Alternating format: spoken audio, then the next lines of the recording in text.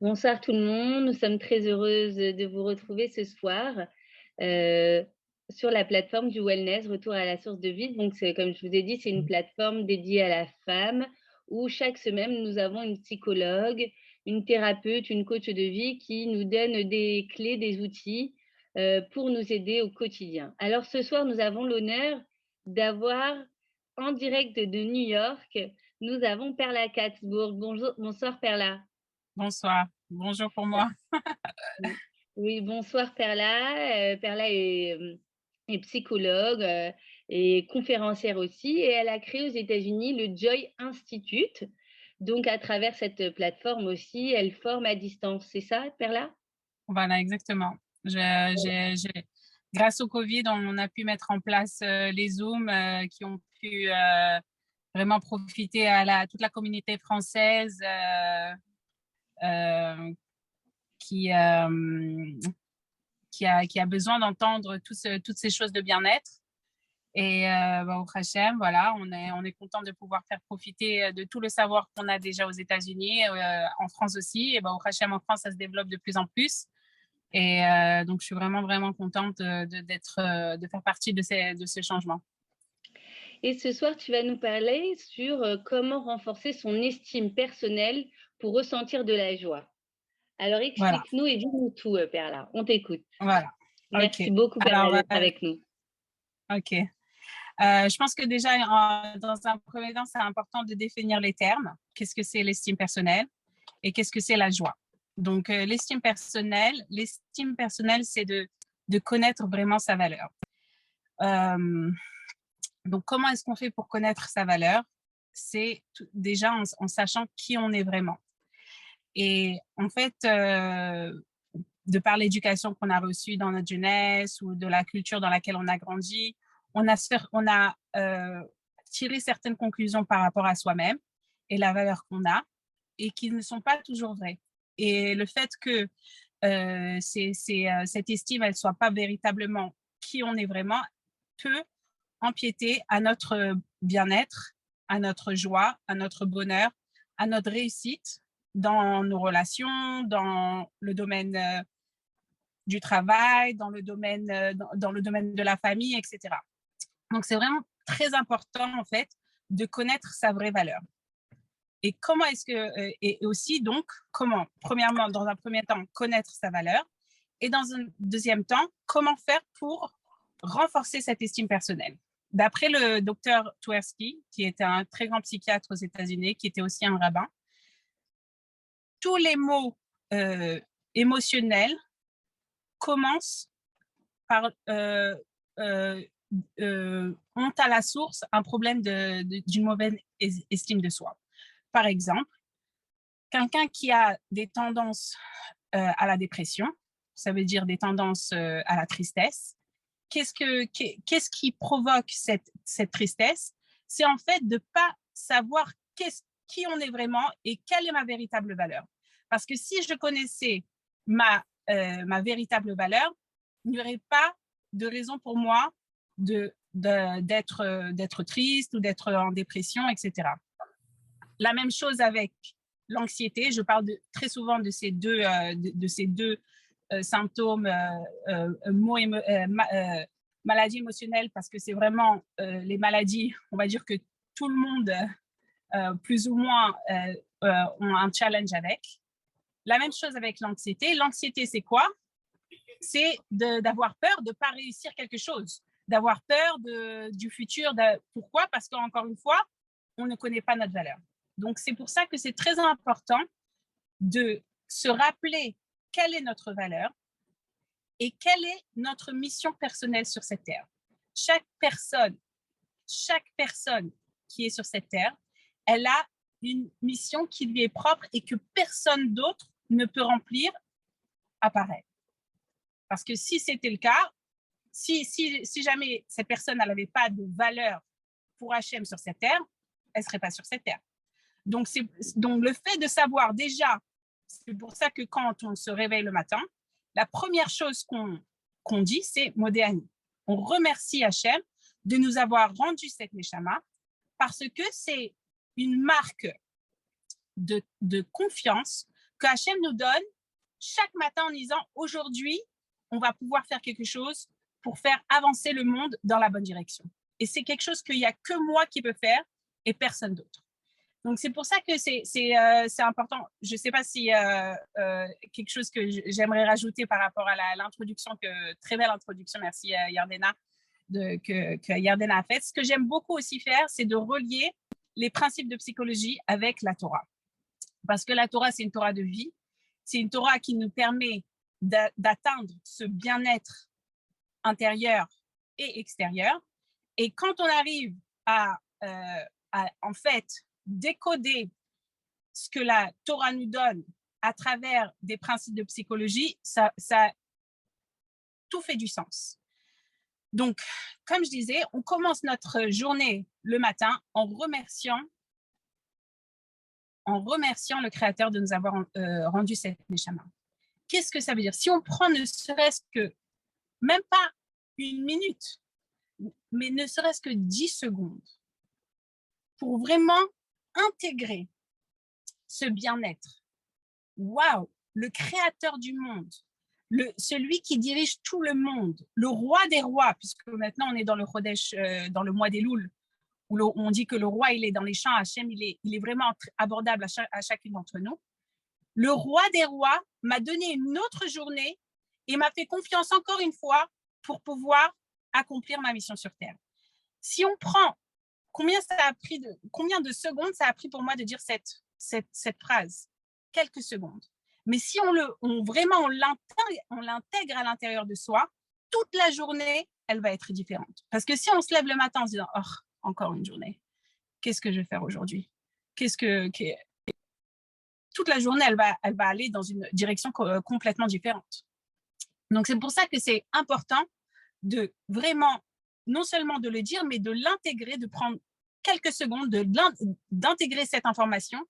Et automatiquement, déjà, on commence la journée avec une bonne impression. Ce qu'il faut savoir aussi, c'est que les émotions qu'on a sont le résultat de pensées qu'on a ou même de croyances qu'on a par rapport à soi-même, par rapport au monde, par rapport aux autres. Des croyances, c'est quoi? C'est une pensée que je continue de penser. Ça veut dire que j'ai tellement pensé cette pensée que c'est devenu une croyance pour moi. Ça veut dire que si on a certaines croyances limitantes par rapport à soi-même, par rapport au monde ou par rapport à quelqu'un, on peut essayer de petit à petit transformer cette croyance limitante qu'on a par rapport à ces choses-là en une croyance qui ne sera pas limitante, mais une croyance illimitée. Parce qu'on sait bien qu'Hachem, il est illimité. Et tout ce qu'Hachem, il fait, il est illimité. Donc, quand on se met dans cette même vibration d'Hachem qui est illimité, automatiquement, notre journée, elle va être différente. Donc, pour revenir un peu en arrière, qu'est-ce que c'est une bonne estime de soi? C'est de se connaître. Donc, dans la formation que je fais, il y a des exercices très détaillés pour apprendre à se connaître. Mais si vous tapez sur Google, vous pouvez définir quelles sont vos qualités, quelles sont vos valeurs, qu'est-ce que je sais faire, qu'est-ce que j'aime faire, qu'est-ce qui me fait du bien. Quand je fais ces choses-là qui me procurent un bien-être, automatiquement, je renforce mon estime personnelle. Un autre moyen de renforcer l'estime personnelle, c'est de prendre soin de ses besoins. Le psychologue Maslow, il a créé une pyramide, vous pouvez le mettre sur Google, une pyramide des besoins, où au bas de la pyramide, on a les besoins de base. Ça veut dire manger, dormir, respirer et avoir des habits. Donc ça, c'est vraiment les choses de base que Baruch Hashem, dans le monde d'aujourd'hui, plus ou moins, tout le monde a accès à ces choses-là. Ensuite, il y a les besoins de sécurité. Ça veut dire que je dois me sentir en sécurité dans mes relations avec les personnes autour de moi. Je dois m'assurer que j'ai un toit sur ma tête. Je me sens en sécurité dans le pays dans lequel je vis, etc. Donc, le sentiment de sécurité, il est aussi important. Ensuite, on s'élève encore dans les besoins. Et là, on est dans les besoins de d'amour et de belonging, d'appartenance. Ça veut dire que je me sens aimée par les gens qui sont autour de moi. Je m'aime. Et je sens que j'appartiens à une famille, que j'appartiens à une communauté, que j'appartiens à une nation, que je ne suis pas toute seule dans l'univers. J'ai tout un réseau de soutien qui est là pour moi et avec moi. Ensuite, on s'élève encore dans les besoins, et ça, c'est les besoins d'estime. Ça veut dire que j'ai un besoin de sentir que j'ai de la valeur, que ma vie, elle vaut la peine d'être vécue, que je suis importante pour les gens qui sont autour de moi. Si je suis maman, je suis importante pour mes enfants. Si je suis une enfant, que je suis importante pour mes parents. Si je travaille dans un endroit, que je suis important, que mon travail, il est important dans l'entreprise dans laquelle je travaille. Donc, on a ce besoin de sentir qu'on a de la valeur. Et ensuite, le dernier besoin qu'on a, c'est le besoin de se réaliser. Ça veut dire de connaître quelle est ma mission sur Terre et de prendre des actions concrètes pour pouvoir justement accomplir cette mission. Donc, tous ces besoins-là qui sont, on va dire, organisés de manière en importance, d'accord? Parce que si je n'ai pas où dormir, ça va être très difficile pour moi de réfléchir, est-ce que j'ai de la valeur dans mon travail? Est-ce que j'ai de la valeur dans ma famille? Est-ce que je peux me réaliser? Même si, par exemple, on va voir des gens dans des périodes très difficiles comme la Deuxième Guerre mondiale, qui ont réussi à faire des actions qui étaient extraordinaires, même qu'ils n'avaient pas de quoi manger. D'accord? Donc, ce n'est pas obligatoire que ce soit chronologique et de manière importante, mais on va dire que plus ou moins, surtout de nos jours, on doit commencer déjà depuis le début. Combien de femmes disent « je ne prends pas le temps d'aller aux toilettes ». Excusez-moi de parler de ça, mais c'est un besoin de base. Et pourtant, les femmes, parce qu'on est tout le temps au service de nos enfants, de notre famille, de nos maris, etc., on oublie le temps de prendre soin de soi. Et quand on fait ça, en fait, on ne rend service à personne. Parce qu'on ne peut pas donner d'un verre vide. Donc, c'est pour ça que c'est très important, et vraiment, Yardena Kolakava d'organiser ces conférences, je crois que c'est hebdomadaire ou mensuel. C'est toutes les semaines, tous les lundis soirs. Merci voilà. À toi de faire partie de cette équipe, Perla. Merci. C'est vraiment Kolakava qu'il y ait des personnes qui sont conscients de l'importance de prendre soin de soi, parce que si on veut être au maximum de notre potentiel, il faut déjà commencer par prendre soin de soi. Et donc, c'est pour ça que quand on va, par exemple, prendre quelques minutes, on pourrait se faire un sandwich, ça prend 3 secondes. On prend 2 tranches de pain, on met un peu de thon dedans et c'est fini. Mais si je prends 5 minutes de plus, je prépare une omelette, je coupe quelques légumes et je mange une bonne salade, qu'est-ce que ça veut dire? Ça veut dire que je vaux la peine d'un repas qui est sain. Je prends le temps, ça veut dire quoi? Je prends 5 minutes de plus dans ma journée pour dire j'en vaux la peine. Et quand je prends ces actions qui ont l'air banales et tellement on pourrait ne pas penser que c'est important, eh bien, c'est là justement qu'on renforce notre estime personnelle.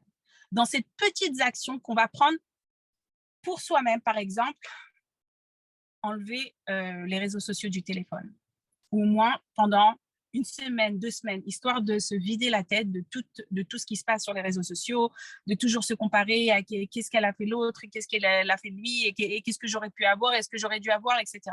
Donc, quand on fait ces petites actions, c'est comme il y a écrit dans la Mishnah, qu'Hachem nous a donné 613 mitzvot. On pourrait penser, Hachem nous a donné toutes ces mitzvot, oh là là, tout ça qu'il faut faire, c'est tellement de travail, et je ne peux pas faire ça, et je dois faire ça, et je ne peux pas faire ça, et je dois faire ça. Mais dans la Mishnah, il y a écrit que Hachem nous a donné toutes ces mitzvot, les Zakot et Israël, pour nous faire mériter. Ça veut dire que quand Hachem nous a donné une mitzvah en plus, c'est pour nous donner une occasion en plus de nous rappeler à quel point on est important. Si on a moins de choses à faire, eh ben on peut pas réaliser à quel point on est méritant. Mais si on a plus on prend le temps pour soi, plus on fait des choses dans ce sens-là, et plus on voit à quel point on vaut la peine. Donc, pour revenir à cette pyramide de besoins, on va commencer à établir est-ce que je remplis mes besoins? Donc, on a dit, au Hachem, de nos jours, tout le monde a de quoi manger, tout le monde a de quoi dormir, respirer, etc. Mais comment est-ce que je mange? Est-ce que je prends le temps de manger un repas équilibré, au moins une fois par jour? Est-ce que je prends le temps de manger, de m'asseoir dans la paix sans avoir mon téléphone ou la télé qui est derrière? Parce que quand je fais cette action-là, même si au début, ça paraît comme un travail, ou ça paraît comme quelque chose de contraignant, ou ça paraît comme quelque chose que je n'ai pas trop envie de faire, à la fin, c'est ça qui va me faire réaliser quelle est ma véritable valeur. Donc, c'est pour ça que c'est important de commencer déjà depuis les bases. Est-ce que je dors suffisamment? Est-ce que j'ai suffisamment d'heures de sommeil? Et si je n'ai pas suffisamment d'heures de sommeil, comment est-ce que je peux organiser ma journée pour rajouter du sommeil? J'ai entendu dans une conférence que quelle est la chose la plus banale qui a un rapport direct avec la santé émotionnelle. Et la réponse, c'est le sommeil. Ça veut dire que ça va être très difficile pour une personne d'avoir une bonne journée en ayant les batteries vides. Imaginez-vous un téléphone. Le téléphone, s'il n'a pas la batterie qui est remplie, il ne va pas pouvoir fonctionner. La même chose avec nous. Quand on dort, c'est là qu'on recharge les batteries. Donc, quelle journée on peut avoir? Est-ce qu'on va avoir la même patience pour nos enfants ou pour notre travail ou pour notre mari si on n'a pas les batteries chargées? Donc, déjà, la clé déjà pour se sentir mieux et en joie, c'est déjà de s'assurer qu'on a une bonne nuit de sommeil. Par exemple, et comment est-ce qu'on peut avoir une bonne nuit de sommeil? C'est déjà, bien sûr, c'est le nombre d'heures, mais c'est aussi la qualité du sommeil qu'on a. C'est quoi une bonne qualité de sommeil? C'est par exemple en s'assurant que la chambre, elle soit vraiment sombre. Par exemple, quand je dors avec le masque pour les yeux, mon sommeil il est complètement différent. Je me sens vraiment reposée. Parce qu'en Amérique, on n'a pas vraiment des bons volets. En France, ils ont des meilleurs volets. Mais donc, quand je dors avec ça, je sens que mon sommeil, il est vraiment de qualité. La chambre, elle doit être calme. Le téléphone, off, éteint. On ne doit pas recevoir des messages dans la nuit qui nous réveillent, etc. D'accord? Ensuite, il y a la qualité du matelas. D'accord? Ce qui est plus facile, c'est la qualité du coussin. Je me rappelle qu'à un moment, je me réveillais tous les matins avec un torticolis. J'avais très mal au cou et c'est dur d'avoir une bonne journée quand on ne peut pas tourner la tête, quand on se sent tendu, etc. J'ai acheté plusieurs coussins jusqu'à que j'ai trouvé le bon coussin. Et maintenant, partout où je vais, je prends mon coussin avec moi. Parce que même si le matelas, il n'est pas bon, je sais qu'au moins le coussin, il est bon. Et un bon coussin, ça change la vie et ça change la qualité du sommeil. Donc déjà, de prendre conscience d'avoir une bonne nuit de sommeil et de faire des actions et des efforts nécessaires pour s'assurer qu'on a une bonne nuit de sommeil, ça veut dire que j'ai de la valeur. Et plus je sens que j'ai de la valeur et plus je sens que j'ai de la joie. Pourquoi? Parce que on va dire que ma valeur, elle est là. Et que moi, j'estime que ma valeur, elle est là au jour d'aujourd'hui. D'accord? Plus, donc ce n'est pas la réalité. La réalité, elle est là. Mais moi, je me sens ici. Quand je prends une bonne action, quand je prends soin de mes besoins, j'élève ma valeur, j'élève ce que je pense quelle est ma valeur. Je m'élève, jusqu'à que j'arrive à réaliser quelle est ma véritable valeur. Ça veut dire que c'est quoi la véritable valeur? C'est comment Hachem il me voit. D'accord? Donc, si je suis en phase avec ma véritable valeur, donc tout est en phase et donc il y a un bien-être qui s'installe. Mais s'il y a un écart entre quelle est ma véritable valeur, parce que ça ne va jamais changer. Je peux avoir la plus mauvaise journée, je peux être entourée des plus mauvaises personnes, je peux avoir les épreuves les plus difficiles, ma valeur, elle ne change pas. Et ma valeur, elle ne va jamais baisser pour essayer de me récolter là où je suis pour ensuite m'élever. Ma valeur, elle reste là. Ma valeur, c'est ce qu'Hachem, il a décidé de qui je suis.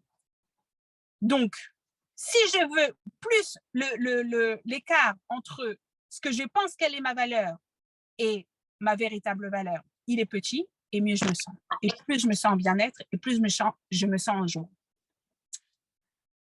Quelque chose qui est important de savoir, c'est comment découvrir quelle est ma véritable valeur. C'est déjà en sachant qu'on a été choisi par Hachem.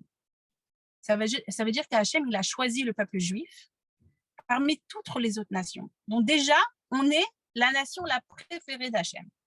Donc déjà, ça veut dire qu'on va commencer par des choses qui sont très générales, pas qui sont personnelles par rapport à moi, mais même qui sont vraies pour des millions d'autres personnes. Donc, je vais commencer par des choses, parce que si je commence par des choses qui sont, si j'essaie par exemple de me dire, je suis belle, d'accord? Je suis belle, alors qu'au fond de moi, je sais que je ne suis pas belle. Je peux me dire jusqu'à demain que je suis belle, ça va pas changer, parce que je ne le crois pas vraiment. Donc, il faut commencer avec des choses qui sont très générales, qui sont faciles pour moi de croire. D'accord? C'est écrit dans la Torah, on a été choisi par Hachem, et donc automatiquement, ma valeur, elle augmente. D'accord? Au début, je pensais que je n'avais pas de valeur du tout. Maintenant, je sais que j'ai été choisie par Hachem. Je fais partie de la nation qui a été choisie par Hachem. Hop, ça augmente un petit peu. Et donc, on va continuer à parler en termes qui sont vrais pour des millions de gens. Par exemple, une autre chose qui est vraie pour le peuple juif, c'est qu'on a une partie d'Hachem en nous. Ça veut dire que tout le monde entier, ils ont une neshama, d'accord? Parce que c'est des êtres humains. Mais nous, on a une neshama en plus. On a une chelek eloka, mimal. Et l'Admour Hazaken, le premier rabbi de Lubavitch, il a écrit mamash. Il a rajouté le mot mamash. Qu'est-ce que ça veut dire mamash? Ça veut dire vraiment. C'est pas une fabulation, c'est pas un rêve, c'est pas quelque chose de joli à dire, c'est pas quelque chose de théorique. Mamash, ça veut dire c'est vraiment vrai. J'ai vraiment une partie d'Hachem en moi. C'est qui Hachem?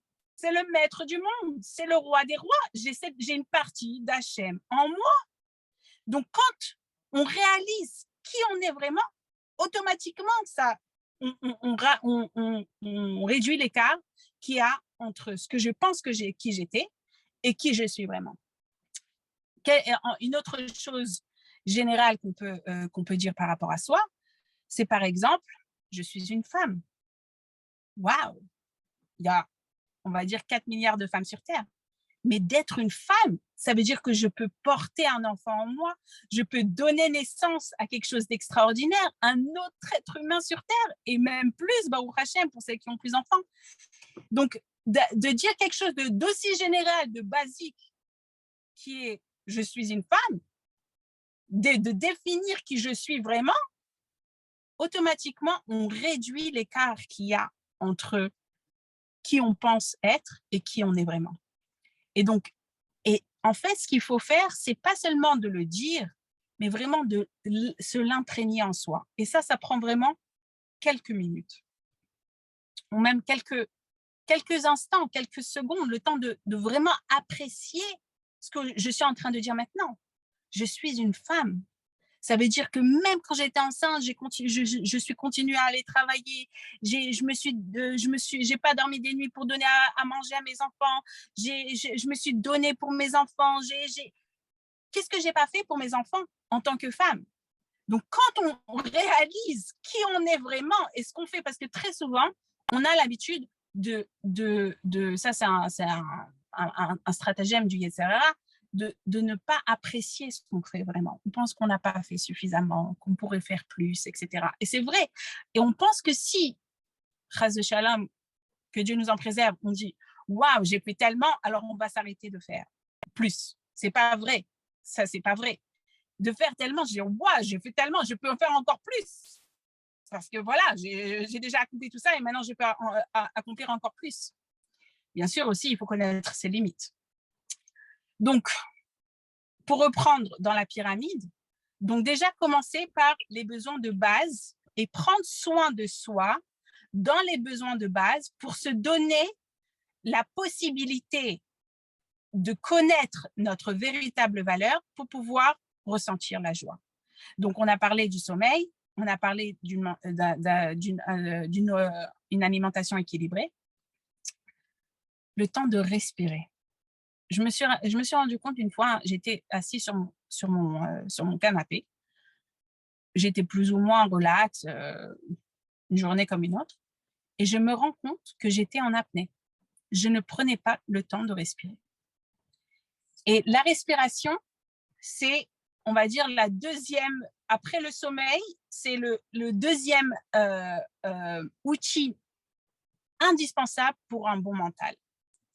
Parce que quand on prend à l'intérieur tout l'oxygène qu'on a besoin pour vivre, tout l'oxygène qu'on a besoin pour vivre, on se régénère et aussi on se libère de tout ce qu'on n'a pas besoin.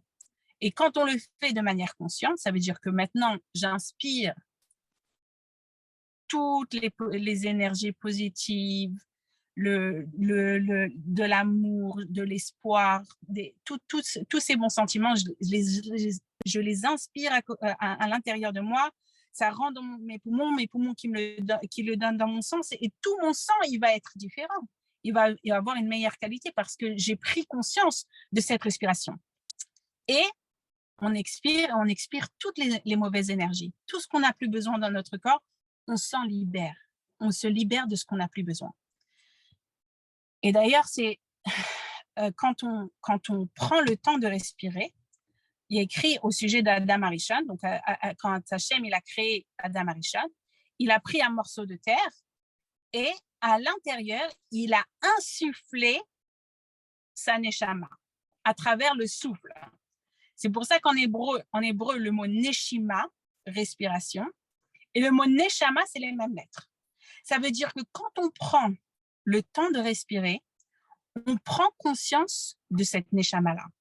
La neshama, elle sait ce qu'elle vaut. Elle n'a jamais eu de doute, ni par rapport à moi, ni par rapport au monde, ni par rapport aux personnes qui sont autour de moi. Elle est consciente de la véritable valeur de chaque chose. Et quand je prends le temps de respirer, je m'élève aux croyances de la neshama, que la neshama a par rapport à moi, aux autres et au monde, et automatiquement, on a une autre vision du monde. Donc, je vous invite à faire l'exercice maintenant. On va prendre 3 respirations parce que j'aime bien mettre en pratique. C'est très beau la théorie, mais c'est tout aussi important de le mettre en pratique. On va prendre 5 longues respirations et vous pourrez par vous-même avoir l'expérience de ce que 5 longues respirations ont sur votre mental. On commence. On inspire. Merci pour faire le compte, Yardena. On garde à l'intérieur. on garde à l'intérieur. On prend une pause et on expire. On fait une pause et on recommence. On garde à l'intérieur. On expire et on pose. On reprend une inspiration.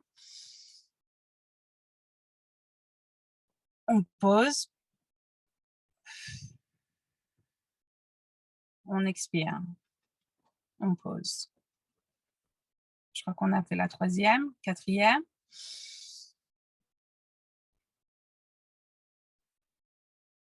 On expire. On pose. Et une dernière.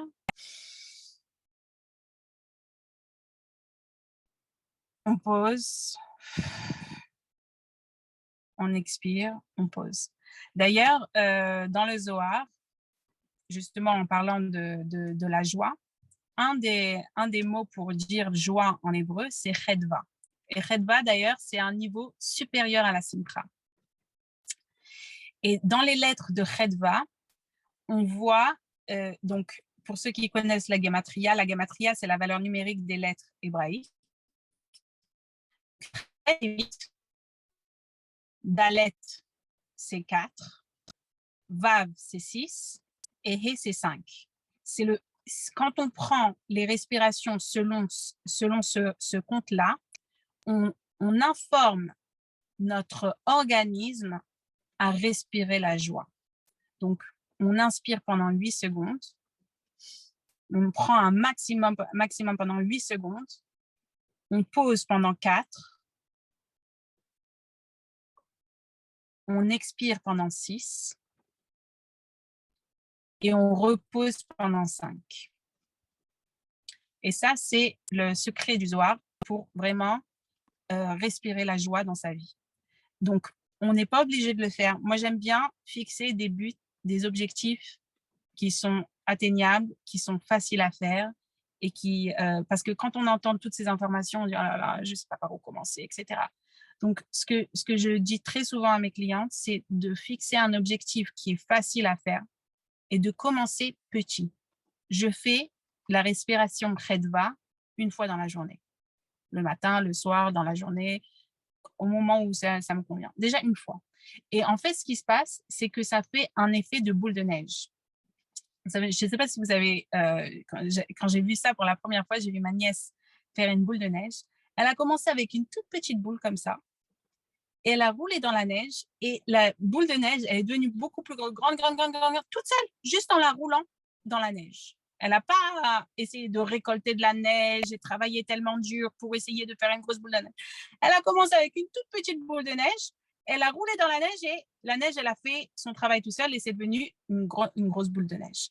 Et ça, c'est la même chose avec les efforts qu'on veut faire par rapport à soi-même. On commence avec un tout petit effort.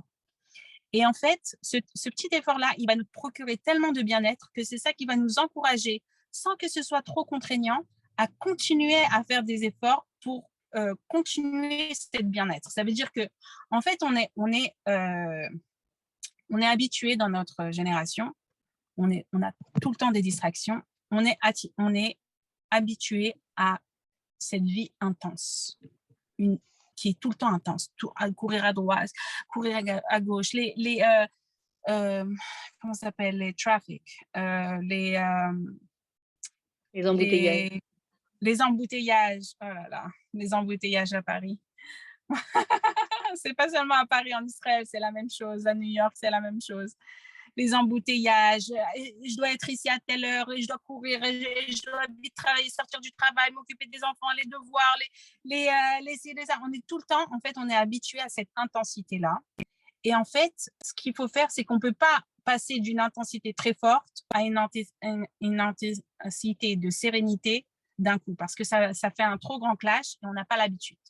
Donc, c'est préférable de baisser petit à petit l'intensité, petit à petit, et jusqu'à que le sentiment de sérénité et de bien-être, ça devient comme une deuxième nature pour nous et quelque chose d'évident. Comment j'ai fait pour être dans cette intensité avant? Comment j'ai fait pour vivre? Ou peut-être le mot qui est plus correct, c'est survivre dans cette intensité-là. C'est pas obligatoire d'être dans cette intensité-là. Même si des fois le monde il veut nous faire croire que c'est comme ça qu'on doit vivre, mais en fait c'est pas vrai. Parce que Hachem dirige le monde et tout va bien. Tout est pris en charge. J'ai pas besoin. C'est sûr que je dois faire mon travail, je dois faire mes efforts, je dois faire ce que je dois faire. Mais quand on a conscience que moi, je suis juste un réceptacle d'Hachem et que c'est Hachem qui fait tout, et Hachem, il est limité. Moi, je me sens dépassée par les événements parce que je sais que j'ai des forces qui sont limitées. Mais si je me fais tellement humble, dans la Chassidoute Rabbah, on parle beaucoup de ça, Ani, c'est les otiyot, c'est les mêmes lettres que Ein, je suis rien. Ça veut dire que je suis juste un channel, je suis juste un réceptacle de Hachem. Ça veut dire que ce n'est pas mes forces qui font, c'est Hachem qui fait à travers moi. Donc Hachem, il est illimité, il n'a pas de limite dans ses forces, donc il n'y a pas de problème. Ok. Donc là, on est parti dans les besoins de base, d'accord? On a vu comment on peut essayer d'améliorer notre quotidien, notre bien-être en prenant soin de soi. Et à chaque fois qu'on fait ça, ça nous rappelle la valeur de qui on est vraiment. Qui je suis vraiment. Je suis une femme, je suis juive, je suis une maman. On commence par les choses qui sont générales et après, on peut aller de plus en plus en détail. Et si on sent que quand je vais dans les détails, je vais dire des choses que je ne crois pas vraiment ou c'est pas, on arrête. Il faut commencer par les choses, il faut vraiment le ressentir, d'accord? Et quand on ressent cette valeur de qui on est vraiment, automatiquement, on réduit l'écart qu'il y a entre notre véritable valeur et qui on pense qu'on est. Donc ensuite, la deuxième partie de la pyramide, c'est le sentiment de sécurité. Comment est-ce que je peux me sentir plus en sécurité si j'ai un manque de sécurité dans ma vie en général? Comment est-ce que je peux me sentir plus en sécurité dans ma maison, dans mes relations? Est-ce qu'il y a des choses que j'ai besoin d'exprimer à mes enfants, par exemple? Le vendredi, je dis à mes enfants, j'ai besoin d'aide. C'est OK de demander de l'aide. Et d'ailleurs, c'est leur rendre service de leur demander de l'aide. Pourquoi? Parce on va arriver au prochain besoin qui sentent qu'ils appartiennent à cette maison. S'ils font des efforts pour préparer la maison pour Shabbat, automatiquement, c'est ma maison. C'est pas que la maison de maman. Je suis pas une invitée ici. C'est aussi ma maison. Et donc, automatiquement, je fais des efforts pour préparer Shabbat dans la maison. Et donc, pour me sentir en sécurité, c'est OK de demander de l'aide. C'est OK d'exprimer quelque chose. Tu sais, quand tu t'adresses à moi de cette manière, ça me fait sentir un peu, j'aime pas. Je préfère quand tu présentes les choses de cette manière ou de cette manière. D'accord? Donc ça, c'est pour les sentiments de sécurité. Ensuite, les sentiments d'amour et d'appartenance. C'est qu'est-ce que je fais pour ma famille? À chaque fois que je fais à manger pour mes enfants, j'augmente ma valeur parce que personne d'autre va faire à manger pour mes enfants si c'est pas moi. Donc, c'est là que je vois que j'ai une véritable valeur. Je vaux quelque chose et ils ont besoin de moi pour manger. Quand je fais les courses, donc, sentiment d'amour et d'appartenance à une famille, à une communauté, qu'est-ce que je fais pour ma communauté? Est-ce que je donne un peu de mon temps pour la communauté? Il y a quelque chose que des talents, des cadeaux qu'Hachem, il a fait que à moi, qu'il n'y a personne d'autre qui peut le faire. Ou peut-être il y a d'autres personnes qui peuvent le faire, mais moi aussi, je peux le faire. Et quand je fais quelque chose pour la communauté ou pour ma famille, automatiquement, je réduis l'écart entre ma véritable valeur et ce que je pense par rapport à moi. Ce qui est important aussi de savoir, c'est que quand on donne, on reçoit plus qu'on donne. Des fois, on pourrait penser que si je donne la tzedaka ou si je donne de mon temps ou si je fais quelque chose pour quelqu'un, etc., ça me prend de moi, je ne vais pas avoir assez. Ça, c'est un mindset, c'est une manière de penser qui est limitée. Mais quand on est en phase avec Hachem, qui est illimité, moi, je suis juste, encore une fois, je suis juste un réceptacle, quelque chose qui passe au travers, Hachem, il passe au travers de moi pour pouvoir donner autour de moi. Donc, ça ne prend pas de moi pour donner aux autres. C'est pas que maintenant, moi, je vais avoir moins parce que j'ai donné à toi. Non, Hachem me l'a donné pour que je le donne à toi. Par exemple, quand on va chez nous, au Hachem à Crown Heights, dans le quartier du Rabbi, on a un monsieur qui s'appelle le Rav Robashkin, qui est vraiment le Avraham Avinu de notre génération. Sa maison, elle est ouverte à tout le monde, que ce soit pour manger, pour dormir, pour faire des fêtes. Shabbat, j'étais chez lui, il y avait un Sheva Brachot qui se faisait, les gens, ils n'ont pas la place de le faire chez eux, ils vont dans sa maison, elle est ouverte, ils peuvent faire le Sheva Brachot dans la largesse. Pour des fêtes de bat mitzvah, de bar mitzvah pendant le Covid, tous les mariages étaient dans sa maison parce que toutes les salles, elles étaient fermées.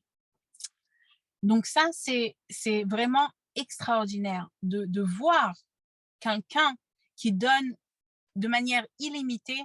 Et c'est en fait, il reflète Hachem sur cette terre. Et c'est ça qu'on essaie de faire encore une fois. Ça veut dire que ma valeur, elle est là. C'est quoi ma valeur? C'est que je suis une partie d'Hachem sur cette terre. Mais si moi, je pense que je suis là, limitée, nulle, je ne sais pas quoi faire de ma vie, j'ai une mauvaise estime de moi, automatiquement, on va être malheureux. Alors que si j'arrive à réaliser que je suis une partie d'Hachem sur cette terre, ce qui est incroyable, ça veut dire que c'est l'union des opposés. Hachem, il est immatériel, illimité. On n'arrive pas à le voir, mais quand on voit cet homme-là qui donne de manière illimitée, on voit Hachem dans cette terre. Et c'est ça qu'on doit essayer de réaliser pour soi-même. Comment est-ce que je peux être à l'image d'Hachem sur cette terre? Comment est-ce que je peux être le reflet d'Hachem, de la force d'Hachem, de l'amour d'Hachem, de ce qu'Hachem il veut, comment on se comporte? Comment est-ce que moi, je peux être à l'image d'Hachem sur cette terre? Et quand je vais me comporter de cette manière, en connaissant ma véritable valeur, automatiquement, les gens, ils ont qu'est-ce qu'elle a, cette personne? Comment ça se fait? Qu'est-ce qui se passe? Qu'est-ce que c'est? Et ce qu'ils n'arrivent pas à définir, c'est en fait, de voir Hachem sur cette terre. Et que Bezrat Hachem, on puisse être tout à ce niveau-là. Donc, on s'élève encore, les besoins d'estime. Donc là, on s'en occupe, au Hachem. On est toutes là pour apprendre comment. Moi aussi, j'apprends avec vous. je me rappelle mes propres bons conseils. Voilà, j'ai mangé une pizza à midi. Bon, je ne suis pas chez moi, alors c'est un peu plus compliqué, mais voilà. Donc, prendre soin de son estime personnelle. Qu'est-ce que je peux faire dans ma vie pour sentir que j'ai de la valeur, que je suis importante dans cette vie? Et le dernier niveau, c'est le besoin de se réaliser. C'est vraiment une mission qui m'est personnelle et qu'il n'y a que moi sur cette terre qui peut faire cette mission. Et si ce n'est que d'être une très bonne maman pour mes enfants, c'est déjà une mission extraordinaire. Il ne faut pas sous-estimer cette mission. Parce que peut-être qu'un de vos enfants, ça va être un immense sadique. Mais si on n'est pas là pour nos enfants, pour justement développer ce potentiel qui est chez nos enfants, ils vont passer à côté. Donc, d'être une très bonne maman, c'est un très bon moyen de se réaliser aussi. Ce que j'aimerais aussi souligner, parce que très souvent, on me pose la question, comment ça se fait que dans notre génération, il y a un besoin qui est plus important d'avoir un coach ou une thérapeute ou de faire une thérapie avec une psychologie. Comment ça se fait qu'à l'époque de nos parents, de nos grands-parents, nos arrière-grands-parents, ils n'avaient pas ce besoin-là?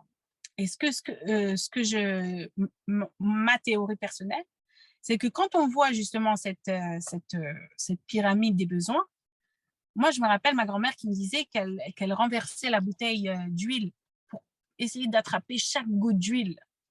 Parce que chaque goutte d'huile qui était dans la bouteille, elle était importante. Donc, quand on a sa tête occupée à comment est-ce que je vais pouvoir nourrir mes enfants, qu'est-ce que je vais mettre sur la table à manger, est-ce que je vais, et on sait avec le peuple juif, tous les challenges qu'ils ont eu de devoir partir d'un pays et de devoir déménager, que c'est les pieds noirs qu'ils ont dû aller en France ou en Israël ou au Canada. Donc, quand on est dans cet état de survie, on ne peut pas se concentrer sur quelle est mon estime personnelle, est-ce que j'ai des croyances limitantes, est-ce que j'ai des choses qui me bloquent pour arriver à mon potentiel maximum. C'est pas possible. Donc, c'est pour ça que Baruch Hashem, maintenant qu'on est de plus en plus dans un monde de Mashiach, où il y a de plus en plus d'abondance, où il y a de plus en plus de sécurité. À l'époque, les Juifs, ils devaient se cacher pour faire la Torah, les Mitzvot. Maintenant, Baruch Hashem, dans la rue, il y a des Chanoukiyot, on fait des allumages publics, etc. Donc, c'est plus, je sais qu'en France, c'est un petit peu la situation est un peu difficile, mais on va dire que dans les 3/4 du monde, si ce n'est pas plus, on peut vivre son judaïsme pleinement. Donc, automatiquement, quand les besoins de base ils sont remplis, on peut se concentrer sur des besoins qui sont un peu plus élevés et on peut se pencher sur la question, quelles sont mes croyances limitantes qui m'empêchent d'arriver à mon potentiel maximum. Voilà, j'aimerais ouvrir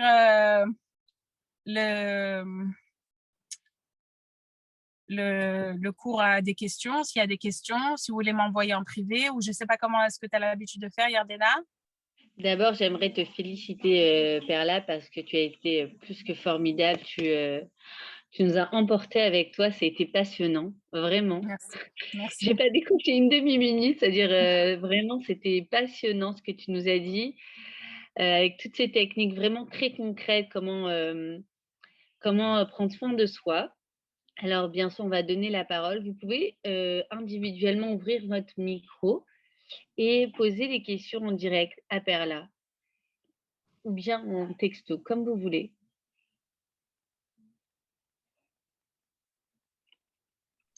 Bonjour, moi c'est Bonjour. Daniel et je voulais dire bonsoir à Perla et lui Bonsoir, dire Daniel.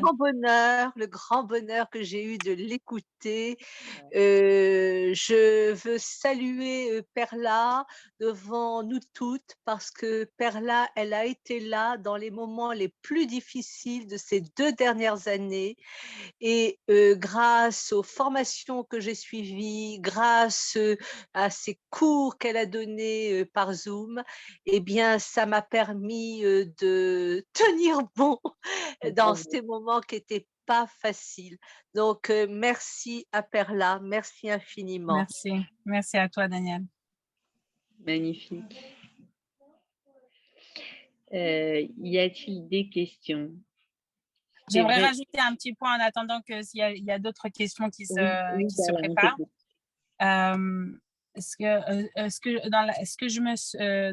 Le thème sur lequel je me suis vraiment spécialisée, c'est la régulation des émotions. Et j'aimerais toucher un petit mot parce que ça, c'est vraiment important. C'est ma mission sur Terre, on va dire. Voilà. La régulation des émotions, ça aussi, ça aide à renforcer l'estime personnelle parce que, en fait, qu'est-ce que c'est la régulation des émotions?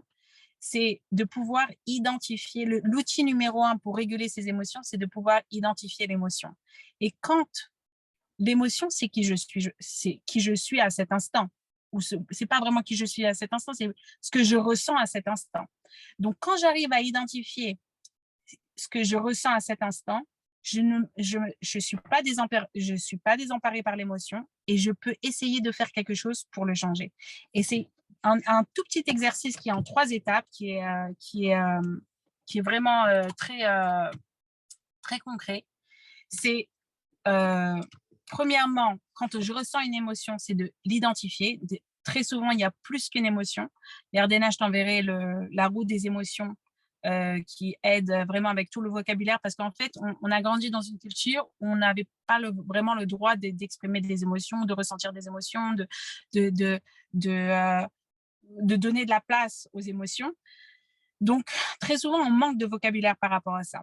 Donc, déjà, la première étape, c'est vraiment de pouvoir identifier l'émotion. Une fois qu'on a identifié l'émotion, il faut savoir que l'émotion, elle est là pour me donner une information par rapport à un besoin. Pendant tout le cours qu'on a fait jusqu'à maintenant, c'est d'identifier les besoins et essayer de remplir ces besoins-là.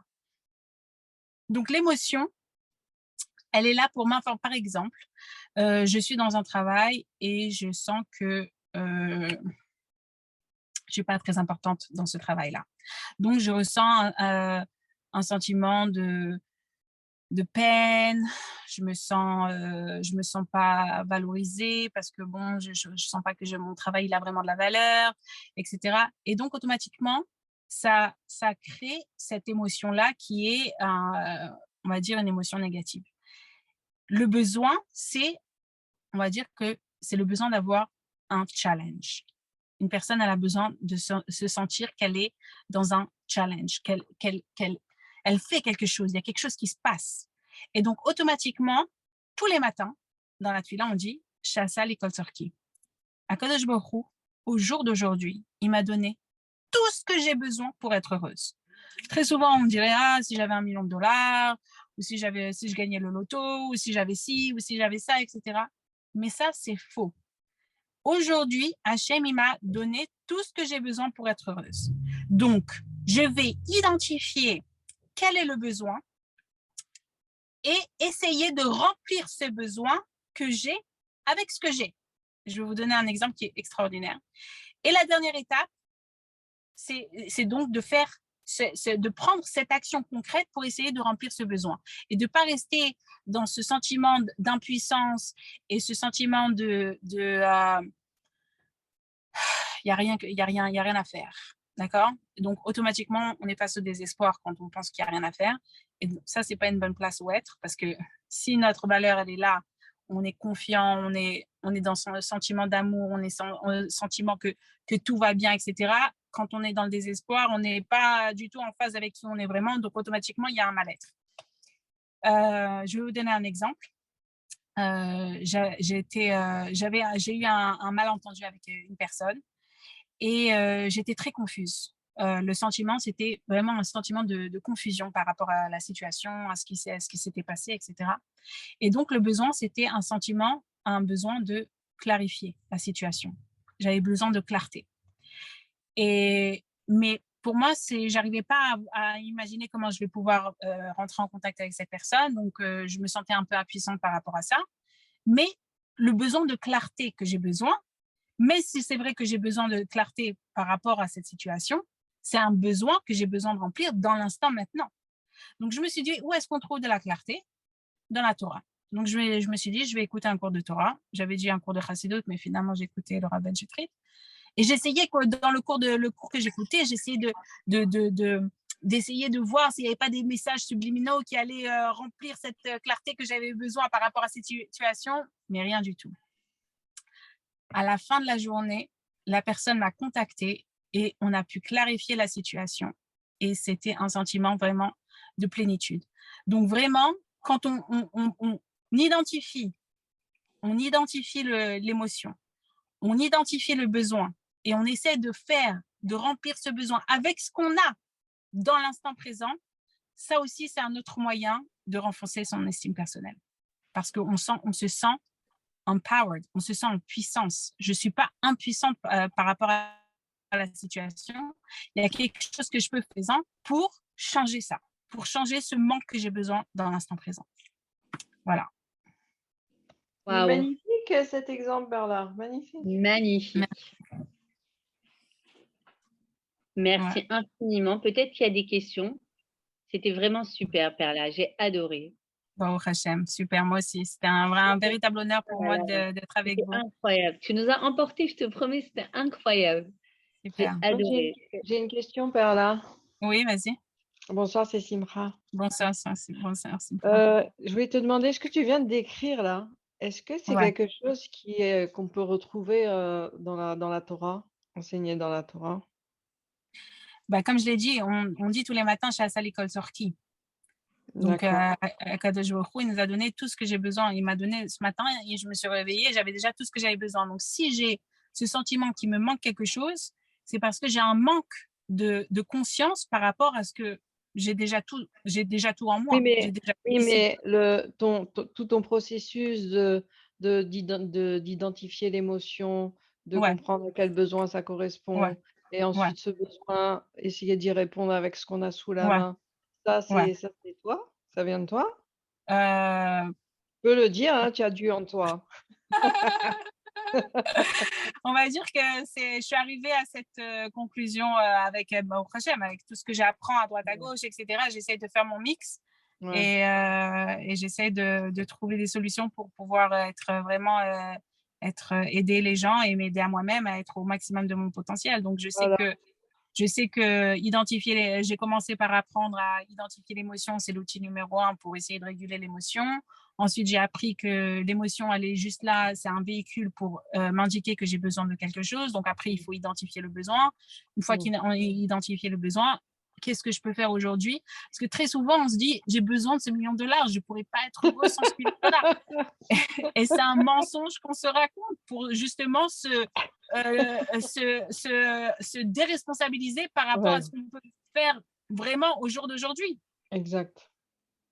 Et donc, moi, ce que je recherche, c'est de donner ce sentiment de puissance à chacune d'entre nous, à moi-même aussi, de pas d'être le sentiment d'impuissance, c'est un leurre qu'on nous raconte dans la culture, dans le monde dans lequel on est, etc. Ce n'est pas vrai. Si moi, je suis là et je suis une partie d'Hachem, automatiquement, je suis en puissance. Donc, qu'est-ce que je peux faire pour me rapprocher au maximum de cette puissance-là? Bravo, Kol HaKavod. Ouais. Ce que tu viens de dire, c'est l'exemple que tu as donné là de toi. Ouais. Pour moi, c'est un grand chidouche. Et j'espère que l'idée va être diffusée largement. Amen, Bezrat Hashem. J'ai entendu parce que c'est très, très important, je trouve. Ouais, c'est vrai. Bezrat Hashem. Perla, salut, c'est Jennifer. Comment tu vas? J'ai une question. Jennifer, je t'ai vu rentrer. Je n'étais pas sûre que tu étais restée. Si, je suis là. J'ai tout écouté. Super, bravo. Merci. Top. En plus, il est tard pour toi. Ouais, ben voilà, je suis au lit. J'attends qu'on finisse pour m'endormir, j'espère. Bonjour à toutes. Je pose une question parce que je pense que je suis à peu près sûre que je ne suis pas la seule à des fois me retrouver dans ces situations. Du moins, je l'espère. Voilà, un sentiment d'appartenance à une communauté de mamans qui, des fois, sont un peu dépassées. C'est quoi le conseil que tu donnerais ou que tu appliques et que tu peux nous partager avec nous quand on se trouve vraiment à bout? Voilà, parce que tu parles de plein de choses. Hein. Tu parles de la respiration, tu parles de prendre soin de soi, se faire une omelette. Il y a plein de... J'ai retenu que la bouffe, désolée, mais tu as donné plein de choses. Mais c'est dur d'avoir tout ça en tête. Il y a des moments dans la journée où on a envie de craquer, quoi. On n'en peut plus. Au Hachem, on a plein de brachot, mais il y a toujours des moments dans la journée où c'est too much. Des fois, on n'a pas assez dormi, on n'a pas eu le choix, on est fatigué, on a dû sortir, on a marché, on a monté des escaliers. On a faim, on a l'appel du sucre, etc. Moi, d'office, je vais vers le Nutella et je commence avec les cuillères de Nutella. C'est pas la bonne façon, je pense. Donc, qu'est-ce que tu peux nous dire? À quoi penser? Comment se rattraper sur le moment? En fait, ce qu'il faut savoir, c'est que un exemple que j'ai oublié de donner aussi, c'est qu'on a toutes un compte bancaire émotionnel. Et dans ce compte bancaire émotionnel, à chaque fois que je prends soin de moi, à chaque fois que je prends soin de mes besoins, que ce soit avec un bon sommeil, en mangeant correctement, en prenant le temps de respirer, à chaque fois, je fais un dépôt, c'est comme ça qu'on dit en français, dans ce compte bancaire émotionnel. Maintenant, et quand je le fais consciemment, pas de manière automatique, etc., mais maintenant, je fais ce dépôt dans ce compte bancaire émotionnel, automatiquement, je m'enrichis dans ce compte bancaire émotionnel et on va dire que je deviens millionnaire dans ce compte émotionnel. Il faut savoir que la vie, elle nous présente toujours avec des challenges. Il y a toujours un truc qui ne va pas, quelqu'un qui a dit un mauvais commentaire, il y a lui qui est mauvais, de se réveiller du mauvais pied, etc. Donc, automatiquement, quand ces choses-là arrivent, on fait un retrait dans le compte bancaire émotionnel. Si mon compte bancaire émotionnel est proche de 0, ça va être direct un découvert. Ça veut dire que je ne vais pas avoir la force émotionnelle pour gérer la situation. Parce que j'étais tellement proche de 0, c'est que direct, ça va être le overload. Ça va être direct, je suis dépassée.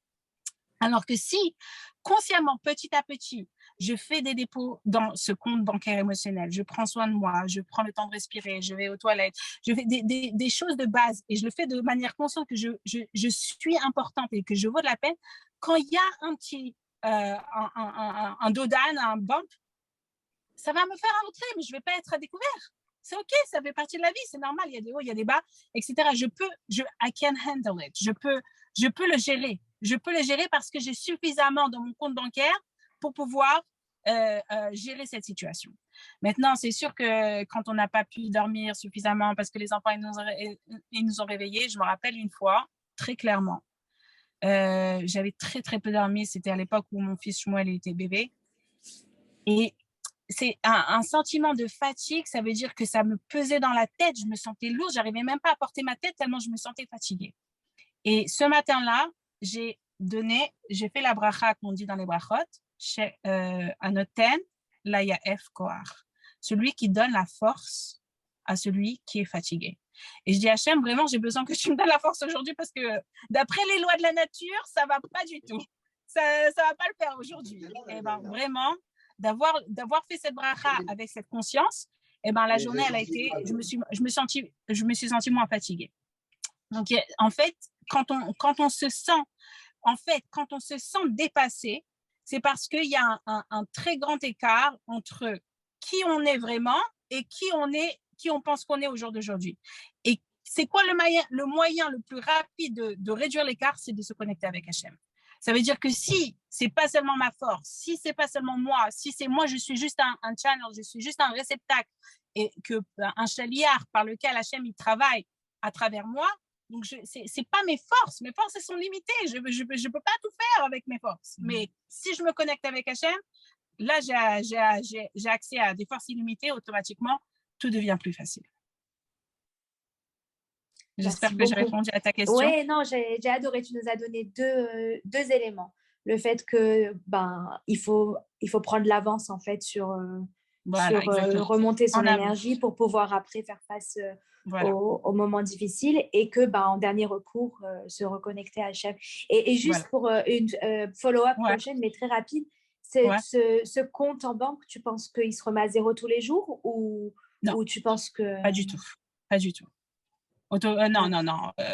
Le compte en banque, il reste là où tu l'as laissé la veille. Et si tu as une bonne nuit de sommeil, tu as augmenté ton compte en banque. Si tu as pris le temps de prendre 5 minutes de respiration ce matin, tu l'as augmenté ton compte en banque. Ça veut dire que moi, quand je prends le temps de faire ma méditation, des fois, je me dis, j'ai pas le temps de faire ma méditation ce matin. Mais je sais que c'est un mensonge que je me raconte parce que tout va me prendre plus de temps après ça.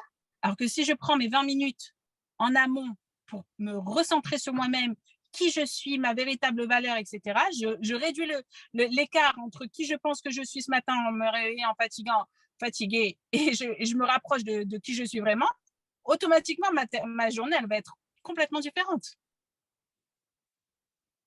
Donc, c'est un investissement. Il faut voir ça comme un investissement, pas comme quelque chose qui me prend encore du temps ou quelque chose qui va me coûter de l'argent ou coûter des efforts. C'est un investissement. Il faut changer son manière de voir les choses. J'investis en moi pour pouvoir décupler mon potentiel. Super, merci. Avec plaisir. Wow. Bonsoir. Est-ce que je peux poser une question? Oui, bien sûr, bien sûr. Oui, je suis Sylvia Théma. Je voulais savoir, merci beaucoup, c'était vraiment très bien déjà. Et merci. Je voulais savoir quand on est trop sensible, quand les autres vous disent des paroles et qu'on n'arrive pas à avoir du recul, prendre de la hauteur, comment on peut faire? Alors, c'est remplir ce réservoir, mais est-ce qu'il y a encore autre chose? En fait, quand on est sensible par rapport à ce que les gens ils nous disent, c'est parce qu'on donne trop d'importance à ce que les gens ils pensent de nous. Mais si j'arrive à donner de l'importance à qui la véritable valeur qui est importante vraiment, c'est ce que Hachem il pense de moi. Mais toi, tu peux penser ce que tu veux de moi. Je sais que Hachem il sait que je suis là. Toi, tu dis que je suis là, mais moi, je sais que Hachem il sait que je suis là. Donc, automatiquement, on donne moins d'importance à ce que les gens ils nous disent et plus d'importance à notre véritable valeur et ce que Hachem il pense de nous vraiment. Et donc, automatiquement, on est moins sensible à ce que les gens ils vont nous dire. Parce que les gens, ils vont toujours critiquer. Les plus grands artistes, ils sont critiqués. Les plus grands chefs de cuisine, ils sont critiqués. Tout le monde est critiqué. Mais en fait, combien de valeur je donne à cette critique-là? Est-ce que je lui donne beaucoup de valeur ou pas? Si je connais ma valeur véritable et que j'ai fait tous les efforts nécessaires pour me rapprocher ma propre vision de moi-même le plus proche de ce que Hachem pense de moi vraiment, ce que les autres ils pensent de moi, c'est pas tellement important. Alors, ça vient du fait que peut-être je ne pense pas assez bien de moi pour que ça me fasse aussi mal. C'est que il doit avoir ça veut dire que je veux pas me porter de jugement par rapport à vous, je vous connais pas, donc mais le mot clé, c'est donner de l'importance. Est-ce que je veux donner de l'importance à ce que eux ils disent de moi ou est-ce que je veux donner de l'importance à ce qu'Hachem il pense de moi? Hachem il pense de moi. Parce qu'Hachem il pense de moi, Hachem il pense que je suis un être extraordinaire, je suis parfaite. Comment Hachem il m'a fait? Je suis parfaite. Sinon, il m'aurait fait autrement. Hachem, il ne fait pas des choses tordues, il fait des choses parfaitement. Donc, si Hachem m'a fait comme ça, c'est que je suis parfaite. C'est vrai que dans mon imperfection, C'est ça le miracle d'Hachem, c'est que dans mon imperfection, je suis parfaite. Donc, mais si je vais avec cette croyance que je suis parfaite, pas parce que je suis parfaite et que je suis pleine d'ego et que je pense que je suis tellement importante, etc. Je suis parfaite par humilité que Hachem, c'est Hachem comme ça qui m'a créée. Donc, automatiquement, ok, tu as le droit de penser ce que tu veux de moi. C'est très intéressant. C'est une bonne information que tu veux. Je pense que c'est en fait, ce qu'il faut savoir, c'est que c'est la personne qui porte le jugement qui est plus perdant que vous-même. Parce que quand on porte un mauvais jugement sur quelqu'un, c'est nous qu'on reste avec cette énergie négative. Alors que si j'arrive à voir tout le monde comme des gens extraordinaires, où est-ce que mon mental il va être? Je vais être une personne beaucoup plus heureuse en essayant de voir le positif qu'il y a chez chacun d'entre nous, plutôt que d'essayer de chercher ce qui ne va pas chez tout le monde. Et je ne sais pas si vous avez quelqu'un en tête, mais par exemple le Ravi, il n'arrivait pas à voir quelque chose de négatif chez personne. Et donc, automatiquement, il est là. Mais les personnes qui critiquent sans arrêt, qui disent du mal des uns des autres, etc., ils sont là. Mais où est-ce que moi, j'ai envie d'être? Je comprends. Merci. Merci. Après, il faut travailler là-dessus. Merci. Ce qui est le plus important dans le travail, c'est de faire des petits efforts. Je l'ai dit tout à l'heure, mais c'est vraiment hyper important parce que très souvent, surtout quand on entend une conférence comme ça, on dit oh là là, j'y arriverai jamais, non. Vraiment commencer petit. Un petit effort, un petit changement de 1 minute, de rajouter quelque chose ou d'enlever quelque chose pendant 1 minute, aujourd'hui, demain. Et après, c'est l'effet boule de neige. De construire sur cette victoire. Vous avez parlé de méditation. C'est quoi exactement? C'est des méditations que vous faites ou des méditations seulement en se concentrant sur sa respiration Ça peut être les deux. Il y a différentes sortes de méditations. Sur ma chaîne YouTube The Joy Institute, il y a plusieurs liens gratuits que j'ai faits de méditation. Il y a aussi des cours de méditation sur comment méditer d'après la méditation juive. Parce que c'est très important de méditer selon les valeurs juives. Mais on va dire que la méditation de base, c'est de prendre conscience de sa respiration et de rester concentré sur une idée. L'idée que j'aime rester concentrée, c'est merci Hachem. Parce que c'est le premier mot qu'on dit le matin et parce que le sentiment de gratitude et d'appréciation de ce qu'Hachem nous donne, automatiquement, on s'élève dans le sentiment de « D'accord. Wow, si Hachem m'a donné tout ça, c'est que j'ai vraiment de la valeur. » Donc, merci Hachem. Et automatiquement, l'esprit va vagabonder. J'ai ça à faire, j'aurais dû faire ça. L'autre, il m'a dit ci, l'autre, il m'a dit ça. Et en fait, la méditation, c'est de revenir sur l'idée originelle. Merci Hachem. Même si l'esprit, il va s'évader à droite à gauche, d'essayer de revenir sur l'idée originelle de merci Hachem. Et après, même quand on pense qu'on n'a pas fait une bonne méditation, ça vaut quand même le tour. On ne parle pas, c'est juste en pensée, on dit merci Hachem. En pensée, c'est en pensée et sur la respiration. Et on laisse combien de temps? Il n'y a pas un temps défini. Ce qui est conseillé, c'est entre 15 et 20 minutes. D'accord.